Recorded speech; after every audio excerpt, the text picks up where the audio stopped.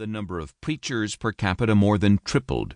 The colonial legacy of one minister per 1,500 inhabitants became one per 500.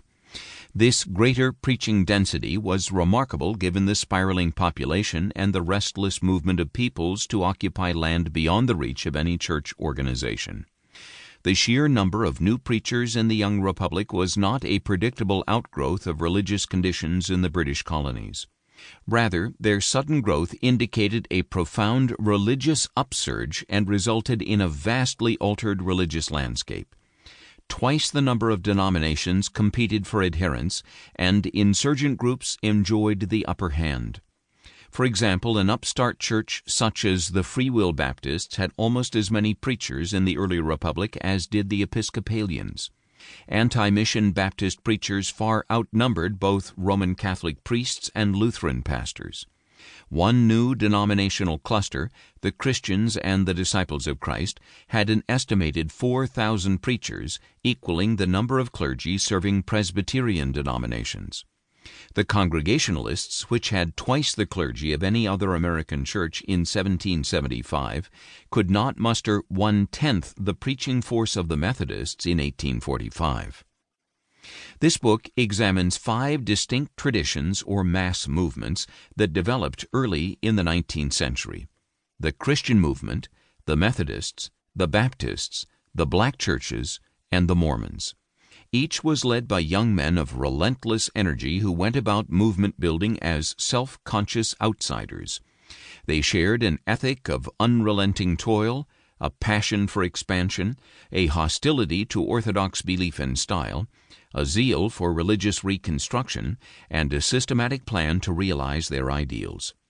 However diverse their theologies and church organizations, they all offered common people, especially the poor, compelling visions of individual self-respect and collective self-confidence.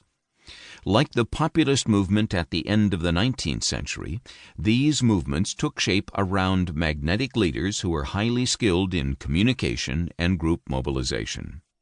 Abstractions and generalities about the Second Great Awakening as a conservative force have obscured the egalitarianism powerfully at work in the new nation.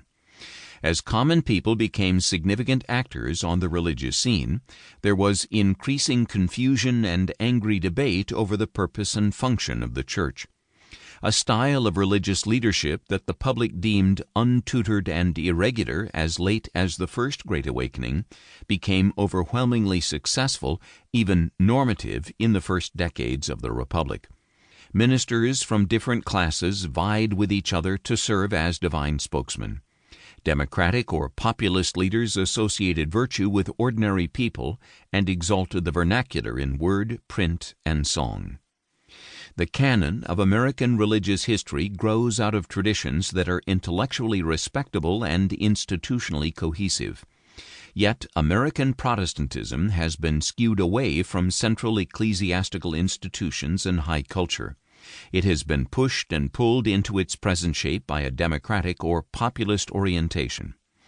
At the very time that British clergy were confounded by their own gentility in trying to influence working-class culture, America exalted religious leaders short on social graces, family connections, and literary education.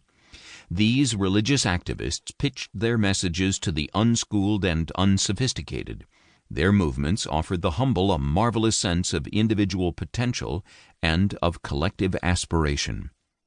Religious populism has been a residual agent of change in America over the last 2 centuries, an inhibitor of genteel tradition, and a recurring source of new religious movements. Deep and powerful undercurrents of democratic Christianity distinguish the United States from other modern industrial democracies. These currents ensure that churches in this land do not withhold faith from the rank and file. Instead, religious leaders have pursued people wherever they could be found, embraced them without regard to social standing, and challenged them to think, to interpret Scripture, and to organize the church for themselves. Religious populism, reflecting the passions of ordinary people and the charisma of democratic movement builders, remains among the oldest and deepest impulses in American life. The Church in an Age of Democratic Revolution.